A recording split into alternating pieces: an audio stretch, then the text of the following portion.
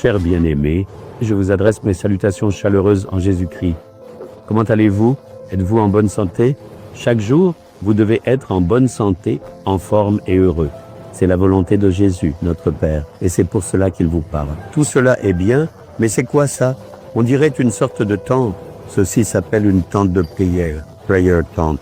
N'est-ce pas? Au début de notre ministère, dans les années 1980, nous avons commencé à construire la maison de notre Dieu. À ce moment précis, le Seigneur a dit que cela devait être construit dans la prière, que cela devait être édifié avec vos larmes, et il a donné cette direction. Il a dit d'établir une tente de prière, un lieu de prière, et d'y prier.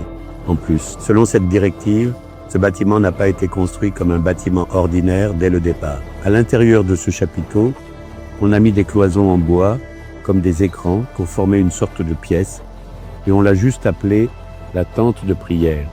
On l'a appelée la tente de prière, utilisée principalement pour la prière individuelle, avec une chaîne de prière 24 heures sur 24. Jour et nuit, nous prions. Chaque heure, une personne vient prier. Dans notre ministère, les frères viennent prier pendant la journée, et les sœurs aussi viennent prier. La nuit, ce sont les hommes qui prient, chacun pendant 1 heure. La prière se poursuit sans interruption pendant 24 heures. C'est un lieu où l'on donne des sujets de prière pour la construction de la maison de Dieu et pour l'œuvre du ministère. Ce n'est qu'ensuite que nous avons décidé de construire un bâtiment, mais pour commencer, nous avons installé une petite tente de prière ici. C'est dans cette tente de prière, dans les années 1980, que, comme je l'ai dit, Jésus est venu me rencontrer en personne et m'a demandé de prier pour l'Inde. C'est là, dans cette tente de prière, que j'ai vu Jésus en personne pour la toute première fois, de manière complète et directe. Alors que je priais, il est venu les larmes aux yeux, en pleurant, et m'a demandé de prier pour l'Inde et pour le peuple indien. C'est à cet endroit que je l'ai rencontré. Même aujourd'hui, qui font partie de notre ministère viennent ici pour prier. Il y a des cartes, une carte du monde, une carte de l'Inde, et ils s'en servent pour intercéder en prière. Un espace de prière comme celui-ci, vous pouvez en préparer un chez vous aussi, une pièce de prière. Même si vous ne pouvez pas consacrer une grande pièce, vous pouvez au moins créer un petit coin de prière. Vous pouvez même installer un écran pour le délimiter, et si vous réservez cet endroit spécialement pour la prière, vous serez inspiré à prier et aidera à maintenir votre vie de prière. C'est à cela que cette tente de prière a été installée et qu'elle est utilisée autant pour la prière. Les enfants de Dieu dans notre ministère prient ici. Des miracles ont été accomplis pour beaucoup de personnes en ce lieu. Il s'est révélé en vision, il s'est manifesté lui-même. Gloire au Seigneur. Alors, en ce jour, vous vous demandez peut-être, quelle est la parole que le Seigneur a pour moi? Ici, dans le psaume 66, verset 12, une très belle parole, en effet, est proclamée, une parole importante. Nous avons traversé le feu et des épreuves nombreuses et variées, et l'eau, et tu nous as conduits dans un lieu d'abondance, ô Seigneur. Nous avons traversé le feu et l'eau, et maintenant, tu nous as amenés dans un lieu d'abondance. Vous êtes vraiment adaptés pour le ministère. Quand j'y pense, nous avons traversé le feu et l'eau. Le peuple d'Israël a-t-il traversé la mer Rouge? Oui. Ils ont traversé le feu, c'est-à-dire toutes ces épreuves, tribulations, luttes, détresse.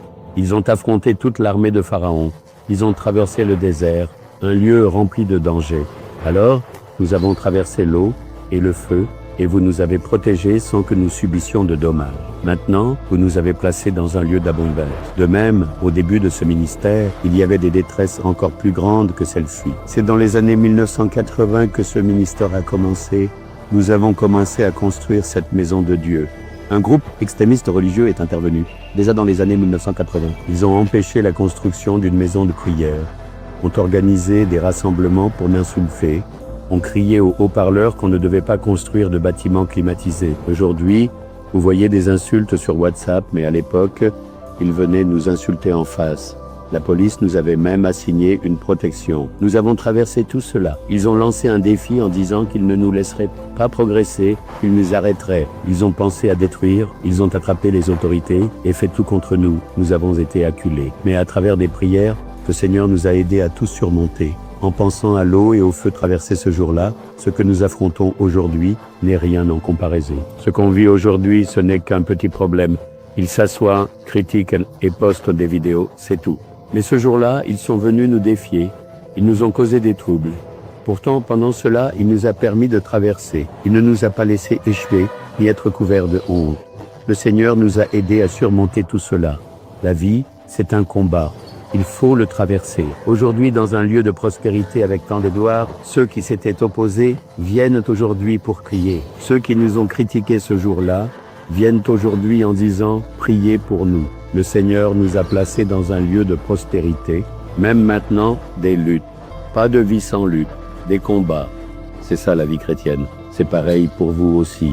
Vous pouvez faire des affaires, travailler, servir dans le ministère ou études. Il y aura des luttes, des pressions, des tribulations selon chaque situation. C'est parce que c'est une vie chrétienne que cela doit exister. En rétrospective, nous voyons combien le Seigneur nous a donné la victoire. Toutes ces choses se sont passées contre nous. Ils ont pensé nous détruire. Il y a eu une enquête de la police, une enquête du RI et une enquête du Tahsildar. Ils nous ont emmenés et arrêtés à tant d'endroits en 1980. Même à cette époque, nous avons cherché le Seigneur et nous avons continué à avancer avec lui. C'est pourquoi la lutte continue, tout cela. C'est le Seigneur qui nous l'a enseigné. Vous traverserez certainement l'eau et le feu, mais rien de cela ne vous nuira. Le Seigneur vous fera vivre en vous donnant une part dans un lieu d'abondance. Alors, ne vous découragez pas en voyant les luttes d'aujourd'hui. Vous allez traverser, le Seigneur a préparé l'abondance pour vous. Vous allez voir l'abondance, vous allez voir la bénédiction. Soyez dans la joie et dites maintenant au Seigneur, « Seigneur, tu m'as donné la grâce de traverser le feu et l'eau avec courage et détermination. Merci. Tu m'as réservé une part dans un lieu d'abondance, dans ma vie, dans ma famille, dans mon entreprise. Seigneur mon Dieu, dans mon ministère. Je vais voir des jours d'abondance dans mon œuvre. Merci pour cela. Merci. » Au nom de Jésus, Amen, Amen.